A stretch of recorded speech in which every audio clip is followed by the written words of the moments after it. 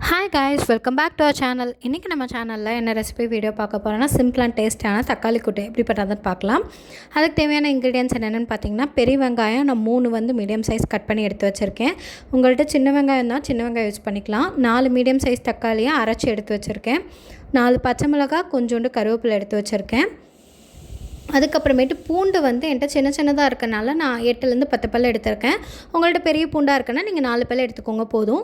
காரத்துக்கு ஏற்ப வந்து மிளகாய்த்தூள், அப்புறம் தேவையான அளவு உப்பு. இப்போ வந்து இந்த தக்காளி கூட்டு செய்கிறதுக்காண்டி நான் ஒரு பேன் ஹீட் பண்ணியிருக்கேன். பேன் ஹீட் ஆனோடனே எண்ணெய் ஊற்றிட்டு கடுகு பொரிஞ்சதுக்கப்புறம் என்ன பண்ணுறதுன்னு காட்டுறேன். இப்போ வந்து பார்த்திங்கன்னா பேன் ஹீட் ஆகிடுச்சு, கடுகும் வந்து பொரிஞ்சிருச்சு. இப்போ நம்ம கட் பண்ணி வச்சுருக்க வெங்காயத்தை வந்து ஆட் பண்ணிக்கலாம். வெங்காயத்தை ஆட் பண்ணிவிட்டு நல்லா மிக்ஸ் பண்ணி விட்டுட்டு நம்ம எடுத்து வச்சுருக்க பூண்டு அதையும் ஆட் பண்ணிவிட்டு நல்லா மிக்ஸ் பண்ணி விட்டுக்கலாம். மிக்ஸ் பண்ணி விட்டதுக்கப்புறம் நம்ம கட் பண்ணி வச்சுருக்க மிளகாயும் கருவேப்பிலையும் ஆட் பண்ணிக்கலாம். இதில் வந்து சின்ன வெங்காயம் நீங்கள் ஆட் பண்ணிங்கன்னா இன்னுமே டேஸ்ட்டாக இருக்கும். என்கிட்ட எனக்கு சின்ன வெங்காயம் இல்லை, அதனால் பெரிய வெங்காயத்தை செஞ்சுருக்கேன்.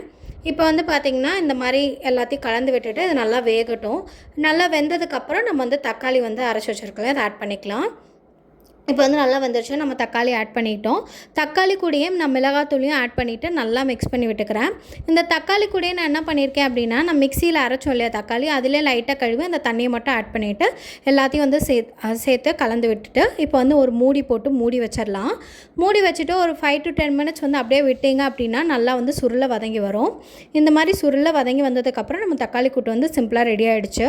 இது வந்து இட்லி, தோசை, சாப்பாடு, இது கூடலாம் சப்பாத்தி, இது கூடலாம் ரொம்ப டேஸ்ட்டாக இருக்கும்.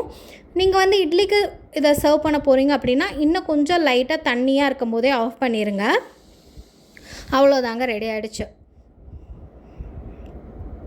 இதே மாதிரி செஞ்சு பார்த்துட்டு எப்படி இருந்துச்சு சொல்லிட்டு மறக்காமல் கமெண்ட் பண்ணுங்கள்.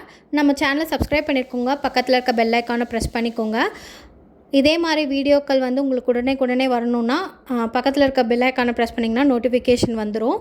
ஸோ வந்து நிறைய பேர் நம்ம சேனலை சப்ஸ்கிரைப் பண்ணாமல் பார்க்குறீங்க. ப்ளீஸ் கொஞ்சம் சப்ஸ்கிரைப் பண்ணிவிட்டு ஒரு லைக் பண்ணிவிட்டு ஒரு கமெண்ட் பண்ணிங்கன்னா ரொம்பவே மோட்டிவேஷனலாக இருக்கும். தேங்க்யூ ஃபார் வாட்சிங். இன்னொரு வீடியோவுடன் சந்திக்கும் வரை பாய்.